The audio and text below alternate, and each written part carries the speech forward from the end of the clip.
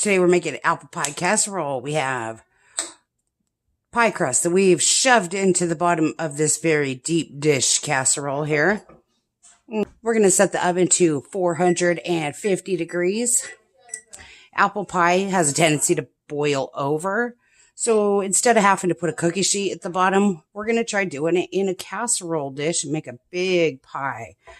And we'll see if we can't skip the dripping all over the bottom of the oven today. Okay, we've got 8 green apples that we have peeled and cored, put into this bowl here. Now, quickly sprinkle this with about 1 or 2 tablespoons of lemon juice so they don't turn brown. And stir that around. Okay, now we can take our time. Oh, forgot to check if there was anything in the oven. Better do that. Nope. Okay, we are good. We are going to need 1/3 cup of sugar. Sprinkle that over the apples.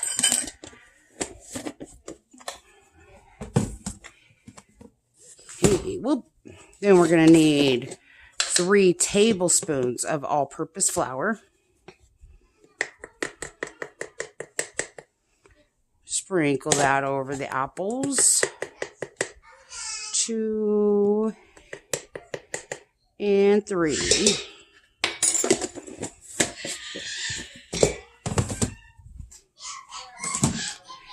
Okay. And now we're going to need a teaspoon of ground cinnamon. Sprinkle that over your apples. And, oh no. Okay, then you're going to need 1/8 teaspoon of nutmeg.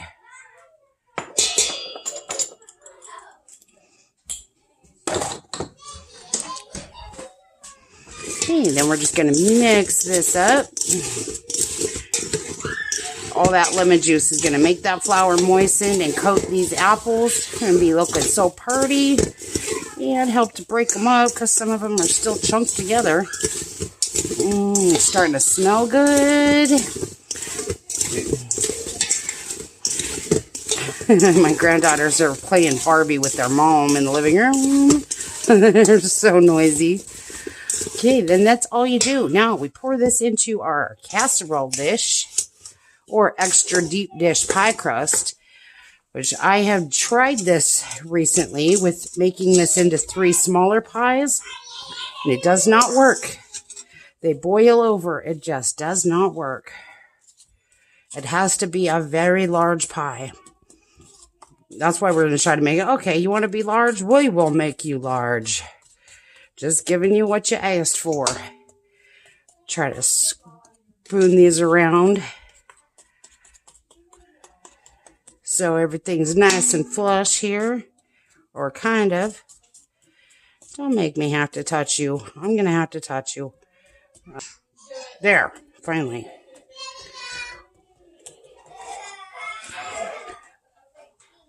Okay, we're just going to be using this same bowl to mix up our crumb topping. Okay, you're going to want 2 sticks of softened butter. That is 1 cup of softened butter. And I just put mine in the microwave for 20 seconds, turning it over halfway through, because I didn't have any pulled out to soften. Okay, stick those in there. To this butter, we're going to add 1 cup of white sugar. This is making a big pie. A big pie. This is making a casserole big pie. 1 cup of white sugar. And we're going to need 1 cup of brown sugar. That doesn't work. Oh, that's my 1/3. Okay, so I got 1/3 cup, one that'll fit in here. Make sure this is packed brown sugar. Okay, 1 cup. Now, what I do, instead of having to touch it, is I scoop it in there, and then I shove it against the side of my jar, which is kind of convexed. It comes out looking like this, but then if I push down to make it level, it's exactly level. So I don't have to touch it. That's so perfect. Okay, so 1 cup of brown sugar. And then we need 2 cups of all-purpose flour.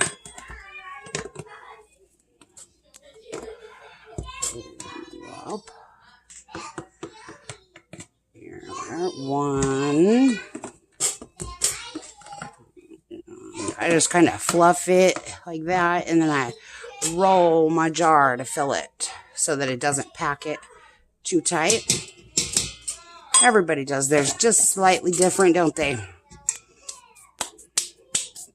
I like doing it the easy way. Once you've done it enough times, you can figure out the easier way to do it. Okay, then we're going to want 2 teaspoons of cinnamon. There we go. Okay, now we just mix this together. And getting that butter broke apart is really the only thing you got to focus on. Just smush it with the back of your spoon. And it's still a little too cold, darn it. Well, we're going to have to use our hands. But that's all right. We're going to have to use our hands to put this crumb topping on anyways. So, get your hands dirty. And cream together your butter and sugar and flour and cinnamon. You just keep squishing it and squishing it and turn and turn and squish and turn until you end up with a crumbly mixture. There's a lot of crumb mixture. Yum. I love apple crumb pie. It's that crumb topping that just makes it so yummy. Our oven's almost heated up. And since our apples are sitting over here with the lemon juice base, they're not going to turn brown. So don't be feeling rushed. Yeah, that's a lot easier when your butter's all the way softened. So make sure your butter's all the way softened. Okay, now once you get that all pretty well crumbled together and you don't see any, make sure you don't have any white flour still showing. You want that flour to all be incorporated in there. Now you're just going to take this by handfuls and start sprinkling it over. You know, making sure it falls in between all those nooks and crannies. It's going to be the best top crust you ever had. Yum. Make sure you get it all smeared into all those nooks and crannies. You want this to be nice and tight in there. There we got some more over there. Some more over there. Oh, we don't want any of this yummy stuff to go to waste. And believe me, it's all going to soak into that bottom. Into the sides and into the bottom and just make it so, so good. This makes the apples just taste like candy. I'm going to make like a candied caramelized apple when they bake. Here we go. And don't try this in a small dish pie. It will not work in a small dish pie. Well, you cannot half this recipe. Now pack this down really, really tight. Really, really, really tight. There we go. Look at that. So perfect. Guys, we're going to bake this for 15 minutes at 425, not 450. Dang it. 425, okay? Okay. We're going to bake this at 425 for 15 minutes. Okay, after that 15-minute timer goes off, we're going to drop the temperature on this oven down to 350 degrees. And we're going to bake for, there we go. And we're going to bake for 1 hour. Okay, we'll be back in an hour.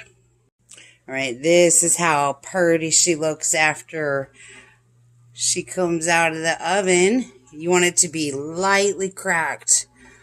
Like, see these little light cracks? That tells you that there's no more moisture left in that topping. Now, the hard part about it is now we got to let it cool for a whole hour. I would personally recommend serving this with some vanilla ice cream, warm apple pie, and cold vanilla ice cream. Okay, once you've let this cool down for an hour, oh, it smells so yummy. You're just going to use a sharp spatula. I wouldn't use a knife on your casserole dish. Just make sure that you feel it go all the way through, just like if you're cutting a lasagna. We're probably going to cut this into 10 slices. This is a big, big casserole pie. Just like that. Now make sure you're not stuck to the edge. And instead of going from the outside in like you would on a regular pie crust, you're going to have to go from the inside. Now, let's get up under this crust and see if we can't get it out of here. There you go. A sharp, thin spatula is definitely the way to go. Look at how pretty. Oh, it smells so good. And all this crunchy, caramely cooked crust. That's where the good stuff is in this crumble topping right there. Yum. Look at how yummy that is. After this pie gets plated, you're going to want to take some homemade vanilla ice cream. Yes, you got to have homemade vanilla ice cream. So get this out of there. There we go. You want to scoop this right on the top, but I like to serve it just on the side here. Yup, there you go. My ice cream's still too cold. It's frozen. Obviously, it's ice cream. Yeah, I can't get it out. Oh, there you go. Yum. Warm apple pie and cold vanilla ice cream. There you go. We'll see you guys next time.